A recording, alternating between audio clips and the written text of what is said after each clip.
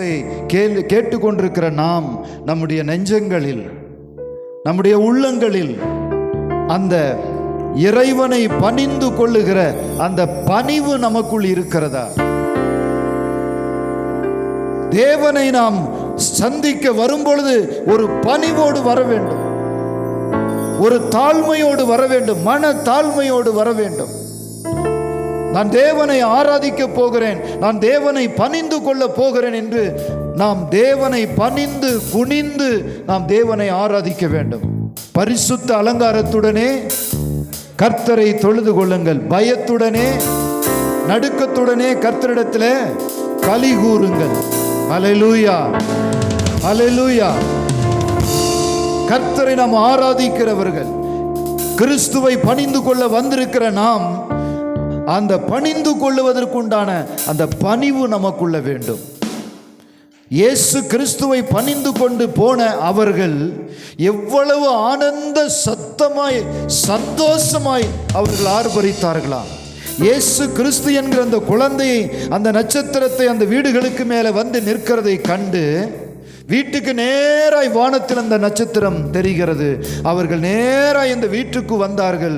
உள்ளே போய் குழந்தையையும் அதை பெற்ற மரியாளையும் பார்த்த பொழுது அவ்வளவு சந்தோஷம் அடைந்தார்கள். பைபிள் சொல்லுகிறது, அவர்கள் அந்த நட்சத்திரத்தை கண்டபோது மிகுந்த ஆனந்த சந்தோஷம் உண்டாயிற்று அவர்களுக்குள்ளே. அல்லேலூயா. கர்த்தரை ஆராதிக்க வந்திருக்கிற நாம் எவ்வளவு சந்தோஷமாய் ஆராதிக்கணுமா? கிறிஸ்துமஸ் என்று சொன்னால் எனக்காக ஒரு இரட்சகர் பிறந்திருக்கிறார். இருளில் இருக்கிற ஜனங்கள் வெளிச்சத்தை கண்டார்கள். மரண இருளின் திசையில குடியிருக்கிறவர்களுக்கு வெளிச்சம் உதித்தது என்பதாக வேதம் சொல்லுகிறது. அப்படிப்பட்ட மரண இருளின் திசையில வாழ்ந்து கொண்டிருந்த எனக்கு ஒரு வெளிச்சம், ஒரு நட்சத்திரம், ஒரு நம்பிக்கை என்னுடைய வாழ்க்கையில பிறந்திருக்கிறது. என்னுடைய வாழ்க்கையில் ஒரு நம்பிக்கை பிறந்திருக்கிறது. எனக்கும் வெளிச்சம் உண்டு, எனக்கும் ஒரு வாழ்வு உண்டு, எனக்கும் ஒரு எதிர்காலம் உண்டு என்ற ஒரு நம்பிக்கை. அந்த நட்சத்திரத்தை அவர் கண்ட பொழுது ஆனந்த சந்தோஷம் அடைந்தார்கள். கிழக்கில் அவருடைய நட்சத்திரத்தை கண்டோம் என்று தேடி வந்தவர்கள் அந்த குழந்தை இருந்த வீட்டுக்கு மேலாக வானத்தில் அந்த நட்சத்திரத்தை கண்ட பொழுது அவர்கள் மிகுந்த சந்தோஷம் உண்டாயிற்று. காரணம், இனி எனக்கு ஒரு எதிர்காலம் உண்டு. அந்த நட்சத்திரத்தை, அந்த இயேசுவை, அந்த ராஜ கலை நிறைந்த தெய்வீக கலை நிறைந்த அந்த குழந்தையை நாங்கள் சந்திக்க போகிறோம் என்று சொல்லி சந்தித்து அவர்கள் சாஷ்டாங்கமாய் விட்டு அவர்கள் பணிந்து காணிக்கை செலுத்தி விட்டு தங்கள் தேசத்திற்கு சந்தோஷமாய் போனார்கள். கைகளை தட்டி கர்த்தருடைய நாமத்தை நாம் மையப்படுத்தலாம்.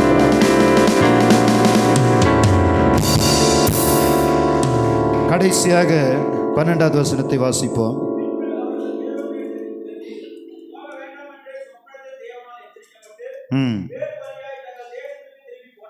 ஹல்லேலூயா, ஹல்லேலூயா.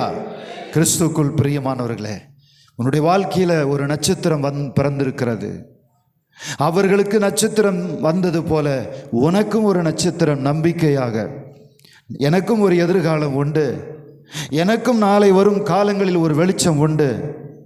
யோவான் எழுதின நற்செய்தியில சுவிசேஷத்தில் 1ஆம் அதிகாரத்தில் வாசிக்கிறோம், உலகத்தில் வந்த எந்த மனுஷனையும் பிரகாசிக்கிற ஒளி. ஹல்லேலூயா. அந்த நட்சத்திரம், அந்த ஜோதி நட்சத்திரம், அந்த விடிவெள்ளி நட்சத்திரம் என்னுடைய வாழ்க்கையிலும் அந்த வீட்டுக்கு மேலாக வந்து நின்றது போல என்னுடைய வாழ்க்கைக்கு மேலாக இயேசு என்கிற விடிவெள்ளி நட்சத்திரம், நம்பிக்கை நட்சத்திரம் என் வாழ்க்கையில வருமானால் என்னுடைய வாழ்க்கையும் பிரகாசிக்கும், என்னுடைய வாழ்க்கையும் ஜொலிக்கும், என்னுடைய கவலைகள் மாறும், என்னுடைய துன்பங்கள் துயரங்கள் மாறும் என்ற எதிர்காலத்தை குறித்தான ஒரு பெரிய நம்பிக்கை உண்டாயிருக்கிறது. கிறிஸ்துவுக்குள் பிரியமானவர்களே, நம்முடைய வாழ்க்கையில அந்த நம்பிக்கை நட்சத்திரத்தை நாம் பெற்றுக்கொள்ளுவோம். வேதம் சொல்லுகிறது, மத்தேயு எழுதின சுவிசேஷத்தில் நாம் 1ஆம் அதிகாரத்தில் வாசிக்கிறோம் 15வது வசனத்தில், இது இருளில் இருக்கிற ஜனங்கள் பெரிய வெளிச்சத்தை கண்டார்கள்.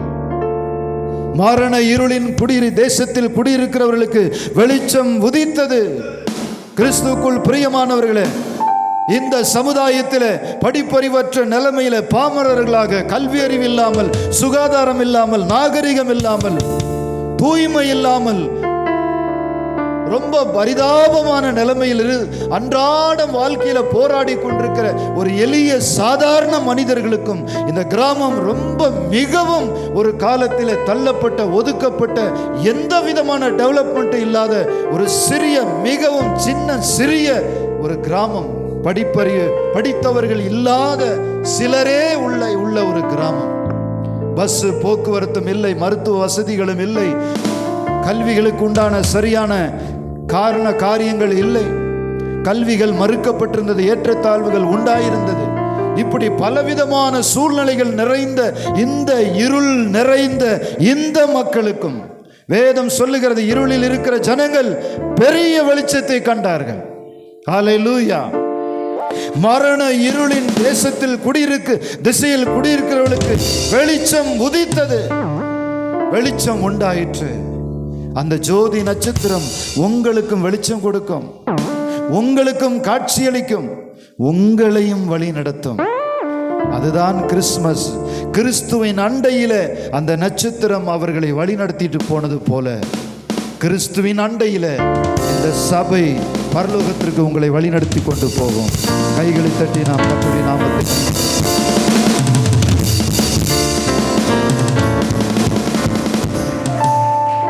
நாம் கண்களை மூடி ஜெபிக்கலாம். எல்லாரும் கண்களை மூடலாம். ஒரு நிமிடம் நாம் எல்லாரும் எழுந்து நிற்கலாம். இவ்வளவு நேரம் நாம் கேட்ட இந்த செய்தியில இதனுடைய கருப்பொருள் என்ன? இதனுடைய அர்த்தம் என்ன? நாம் என்ன இதிலிருந்து புரிந்து கொள்ளுகிறோம்? கிழக்கிலிருந்து வந்த சாஸ்திரிகள் இயேசு கிறிஸ்து என்கிற குழந்தையை தரிசித்து அதை வணங்கி அதை தொழுது கொண்டு போவதற்காக மட்டுமே வந்திருந்தார்கள். வந்தவர்களுக்கு பெரிய சந்தோஷம் உண்டாயிற்று, ஆனந்த சந்தோஷம் அடைந்தது.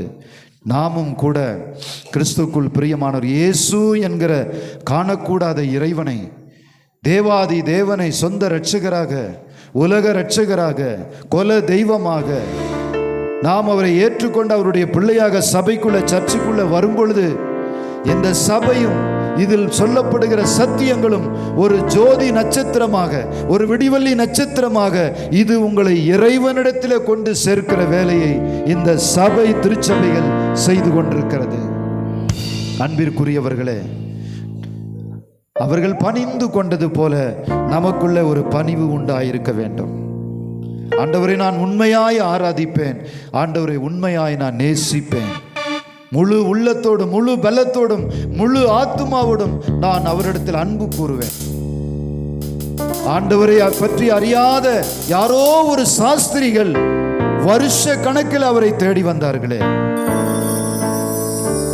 நான் மிக அருகாமையில் திருச்சபைகள் இருக்கிறது, அங்கே போய் இறைவனுடைய செய்தியை நாம் கேட்காமல் சில நேரங்களிலே நாம் மறுதலித்து விடுகிறோமே. எவ்வளவு பெரிய வாய்ப்பு! அன்பிற்குரியவர்களே, உண்மையான சத்தியமும் உண்மையான தேவனுடைய வார்த்தைகளும் சொல்லப்படுகிற திருச்சபைகள், அதுதான் உண்மையான நட்சத்திரங்கள். ஒவ்வொரு சபைகளும் ஒரு நட்சத்திரம் என்று வேதம் சொல்லுகிறது. வெளிப்படுத்தின விசேஷத்தில் 1ஆம் அதிகாரத்தில் வாசிக்கும் போது 7 நட்சத்திரங்கள் என்று வேதம் சொல்லுகிறது. அந்த நட்சத்திரங்கள் எல்லாம் சபைகளாம். அந்த சாஸ்திரிகளுக்கு அந்த நட்சத்திரங்கள் இயேசு இருந்த இடத்திற்கு அழைத்து கொண்டு போனது போல சபையும் நட்சத்திரத்தை போல உங்களை இயேசுவினிடத்தில் அழைத்து செல்லுகிறது. தேவாதி தேவன் காணக்கூடாத இறைவனிடத்தில் அழைத்து செல்லுகிறது. அகில உலகங்களையும் படைத்த உண்டாக்கின தேவனிடத்தில் இந்த சபைகள், திருச்சபைகள் அழைத்து செல்லுகிறது நட்சத்திரங்களாக. கிறிஸ்துவுக்குள் பிரியமானவர்களே, நாமும் கூட அந்த நட்சத்திரத்தோடு இணைந்து இயேசு கிறிஸ்துவை நாம் தேடுவோம், பணிந்து கொள்ளுவோம், தாழ்மை உள்ளவர்களாய் இருப்போம், பணிவு உள்ளவர்களாய் இருப்போம். பெருமையும் வீண் பெருமைகளும் நிறைந்தவர்களாய் இல்லாமல் மனத்தாழ்மையோடு ஒருவருக்கு ஒருவர் நாம் நேசித்து அன்பு கூர்ந்து சபையாக, திருச்சபையாக அந்த நட்சத்திர சபையோடு, அந்த நட்சத்திரத்தோடு அவர்கள் இயேசுவை அடைந்தது போல நீங்களும் சபையோடு இயேசுவை, இறைவனை நீங்கள் அடையத்தக்கதாக இன்றைக்கு ஒரு தீர்மானம் எடுத்து, ஆண்டவரே, அவர்கள் அந்த நட்சத்திரத்தை வழிகாட்டுதலின்படி போனதினால் அவர்கள் இயேசுவினிடத்திலே போய் சேர்ந்தார்கள். நடுவழியிலே அவர்கள் சொந்தமாய் ஒரு யோசனை பண்ணினார்கள். ராஜ நட்சத்திரம் என்று சொன்னால் அந்த ராஜா அரண்மனையில் தான் பிறந்திருப்பார் என்று மாம்சீகமான சொந்த ஆலோசனை செய்தார்கள். நட்சத்திரத்தை மறந்து விட்டு விட்டார்கள். மறுபடியும் அவர்கள் வெளியே வந்த பொழுது நாம் தப்பான இடத்திற்கு வந்து விட்டோம் என்று மறுபடியும் வெளியே வந்து வானத்தை பார்த்த பொழுது நட்சத்திரம் அவங்களுக்காக காத்து கொண்டே இருந்தது. அன்பானவர்களே, சபையும் கூட உங்களை வழி நடத்துகிற ஒரு நட்சத்திரம். அது இயேசுவினிடத்தில் உங்களை அழைத்து செல்லும். சபையில் இருக்கிற ஊழியக்காரர்கள் தேவனுடைய வார்த்தைகளை, வேத வசனங்களை உங்களுக்கு சொல்லி தேவனிடத்தில் உங்களை அழைத்து செல்லுகிறோம். அதுதான் அந்த நட்சத்திரத்தின் பணியாக இருந்தது போல அதுதான் எங்களுடைய பணியும் கூட. இறைவனிடத்தில் மனிதர்களை அழைத்து செல்வதுதான் எங்களுடைய தலையாய கடமையாக இருக்கிறது. சுவிசேஷத்தை அறிவிப்பது என்மேல் விழுந்த கடமையாக இருக்கிறது.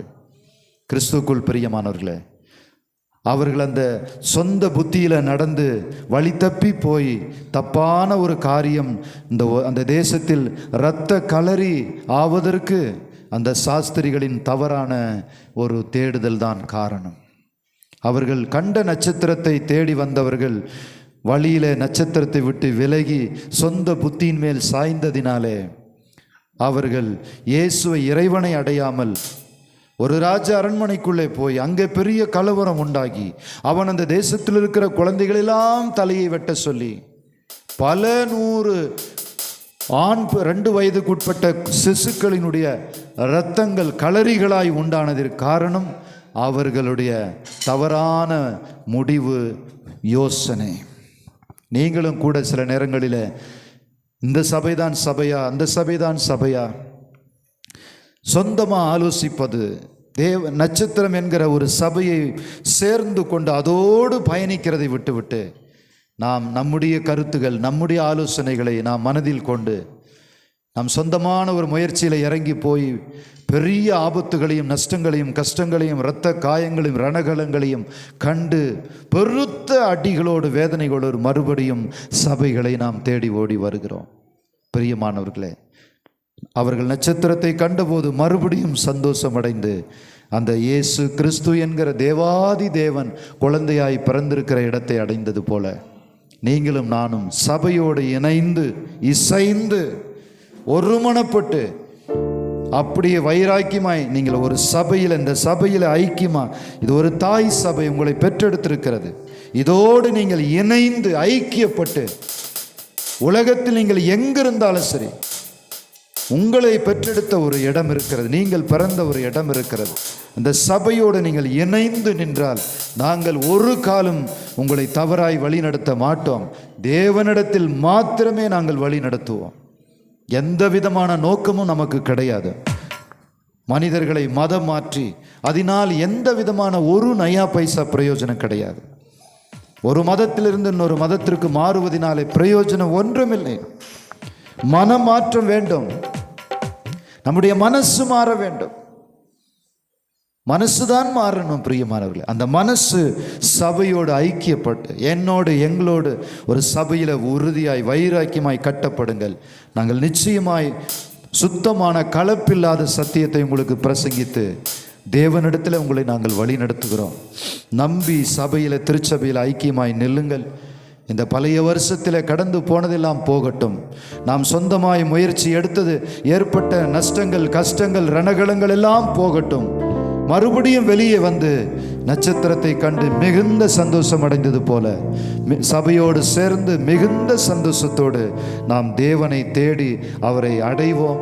ஆண்டவர் நம்மை ஆசீர்வதிப்பார். மகா பரிசுத்தமுள்ள நல்ல ஆண்டவரே, நம்மை துதிக்கிறோம், நன்றி செலுத்துகிறோம். இந்த ஆசீர்வதிக்கப்பட்ட நல்ல ஆண்டவரே, அதிகாலை நேரத்திற்காய் நம்மை ஸ்தோத்திரிக்கிறோம்.